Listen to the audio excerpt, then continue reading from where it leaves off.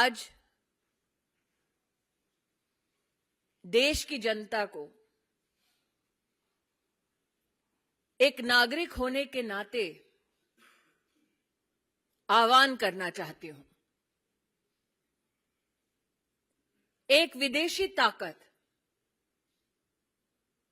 जिसके केंद्र बिंदु में है एक व्यक्ति जिनका नाम है जॉर्ज सोरोस।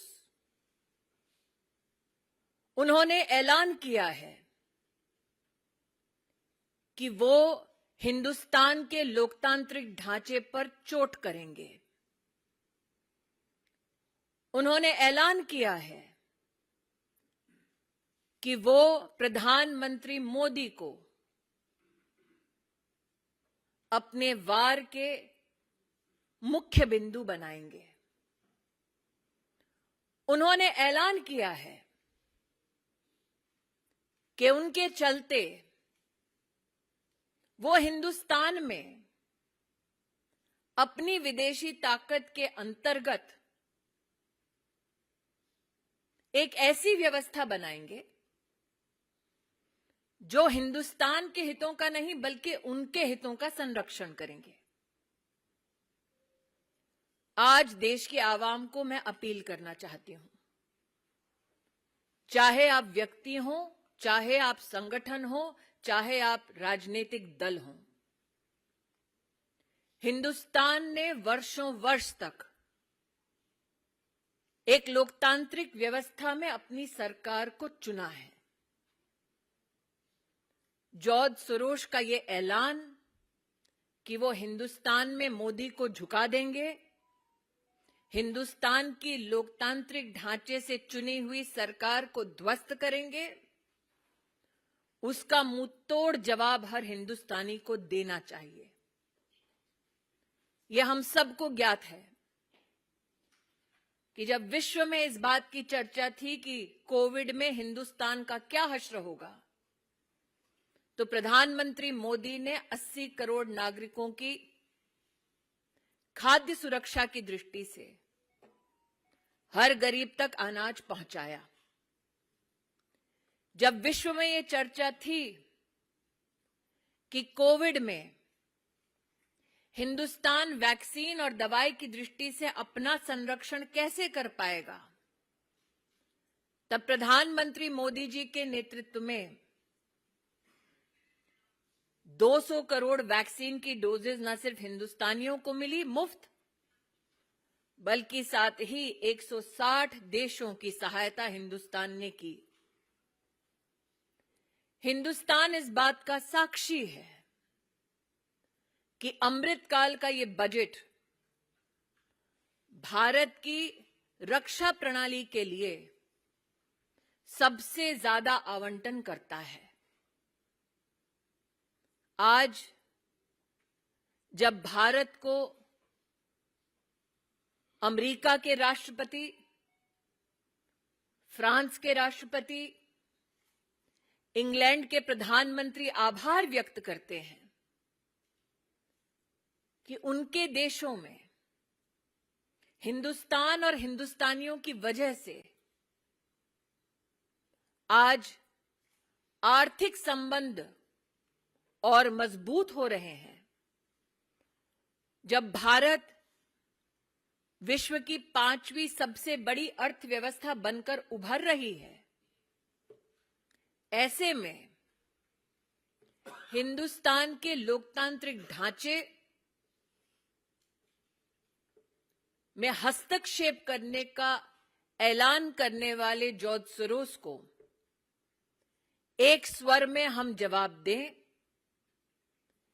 कि लोकतांत्रिक परिस्थितियों में लोकतांत्रिक ढांचे से चुनी गई हिंदुस्तान की सरकार और हिंदुस्तान के प्रधान सेवक नरेंद्र मोदी ऐसे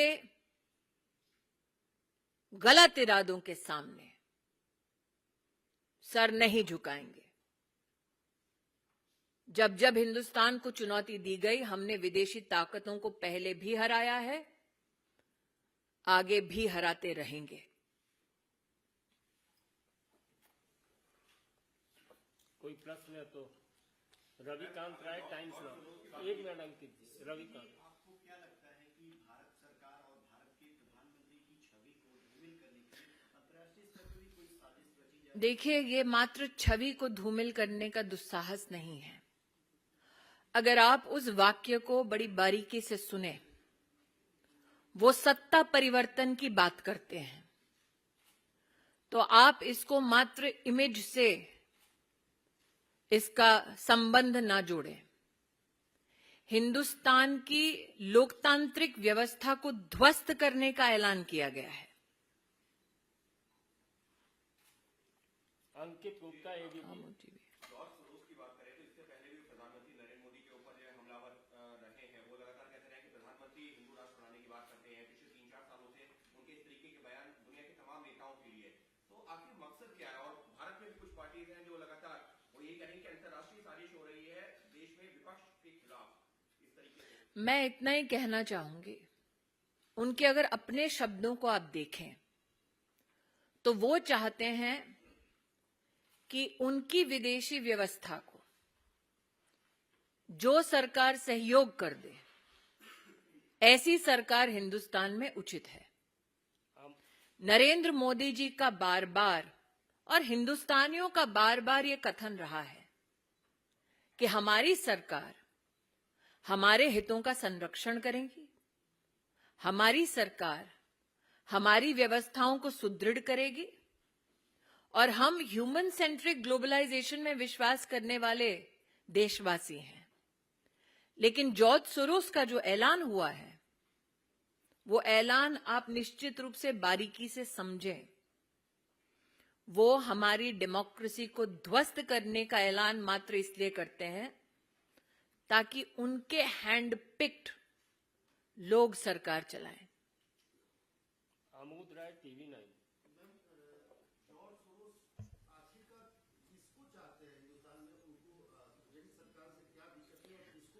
मैं आमोद जी आपका ध्यान आकृष्ट करूं, जैसा कि यहां एक पत्रकार ने कहा कि ये पहला कटाक्ष नहीं है नरेंद्र मोदी पर, और प्रधानमंत्री मोदी ने बार बार कहा कि उन पर कटाक्ष करेंगे, उन पर वार करेंगे तो वो सहन करने की शक्ति रखते हैं, लेकिन हिंदुस्तान पर वार ना वो स्वीकार करेंगे ना कोई हिंदुस्तानी स्वीकार करेगा। जॉर्ज सोरोस किसको फंड करते हैं, ये मुझसे बेहतर आप पत्रकार जानते हैं। Mohit Bhatt, Times Now, please. Yes.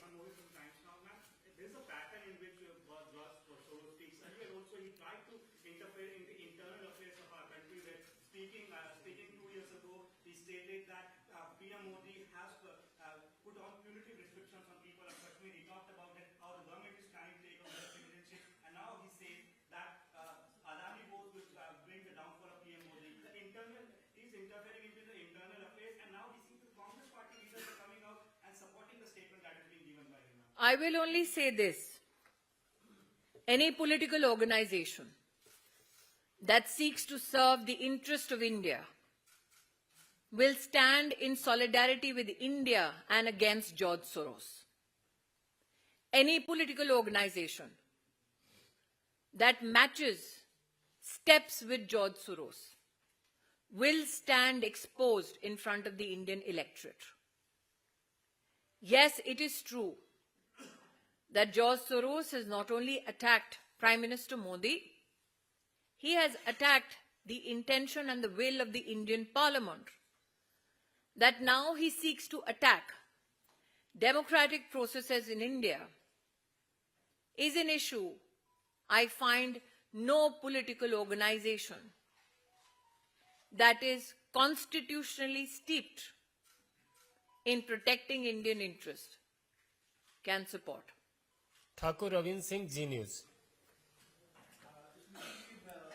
क्या जॉर्ज सोरोस एक इतना ताकतवर व्यक्ति है कि भारत के लोकतंत्र या लोकतांत्रिक प्रक्रिया को चूर-चूर कर सकता है? प्रधानमंत्री नरेंद्र मोदी इतने कमजोर हैं कि वो एक व्यक्ति के कारण से पदच्युत हो सकते हैं, या आपको लगता है उस व्यक्ति के साथ वैसी पूरी ताकतें खड़ी है जो बीजेपी या प्रधानमंत्री नरेंद्र मोदी के खिलाफ है? मैं दोबारा रविंद्र जी, क्योंकि आपका विस्तार से विश्लेषण आपने किया है, 2-3 चीजें आपके सम्मुख रखना चाहूंगी बड़ी विनम्रता से। उन्होंने एक फंड का ऐलान किया, $1 बिलियन का, जो वो हिंदुस्तान में और जहां जहां हिंदुस्तान के इंटरेस्ट है वहां पर संचारित करेंगे ताकि हिंदुस्तान को ठेस पहुंचे। उन्होंने, मैंने पहले भी पत्रकार मित्र से यहां कहा, मोदी की इमेज पर वार पहली बार नहीं हुआ है। हिंदुस्तान के लोकतांत्रिक ढांचे पर वार का ऐलान उन्होंने पहली बार किया है जॉर्ज सोरोस ने। इन दोनों के बीच का फर्क समझना जरूरी है। और मैं पुनः कहती हूं, भाजपाई हूं इसलिए नहीं, हिंदुस्तानी हूं इसलिए कि एक विषय है जिस पर किसी भी राजनीतिक दल का किसी और राजनीतिक दल के साथ मतभेद नहीं हो सकता, क्योंकि ये आक्रमण, this war is trying to be mounted against India, and what stands between that war and our countries interests is prime minister Modi. Prashant, news 24, उसके बाद यतीन्द्र जी और संजय शर्मा। ये अंतिम प्रश्न होगा, 3 ही जी। जॉर्ज सोरोस कौन है, थोड़ा सा उसके बारे में बताइए। और दूसरी बात, जिस तरह की गंभीर बातें उन्होंने की, आपको लगता है कोई कानूनी एक्शन भी उन पर होना चाहिए? मैं इतना ही कहूंगी कि क्योंकि मैं किसी एजेंसी की प्रतिनिधि नहीं हूं, इसलिए एजेंसीज की ओर से नहीं कहना चाहूंगी। लेकिन हाँ, निश्चित रूप से जब हिंदुस्तान की सॉवरेन राइट्स के ऊपर कोई प्रहार करने का प्रयास करता है तो जो अधिकृत संस्थाएं हैं वो निश्चित रूप से कार्रवाई करती हैं। यतीन्द्र, टीवी 18। कि जॉर्ज सोरोस जो 11 करोड़ रुपए खर्च करने की बात वो कर रहे हैं, तो क्या आपको लगता है कि वो अकेले हैं या उनके साथ कुछ और देश हैं जो हिंदुस्तान की छवि को खराब करने के लिए? मैं इतना ही कहूंगी कि जिन जिन को वो पैसा पहुंचाते हैं, ये उनके लिए संदेश है कि आप चाहे इन इरादों के साथ वो पैसा प्राप्त करते हो कि आप हिंदुस्तान को कमजोर कर देंगे, लेकिन हिंदुस्तान नरेंद्र मोदी के नेतृत्व में ना कमजोर होगा, ना झुकेगा, बल्कि आगे ही बढ़ता जाएगा। अंतिम प्रश्न है लोकमत से संजय शर्मा।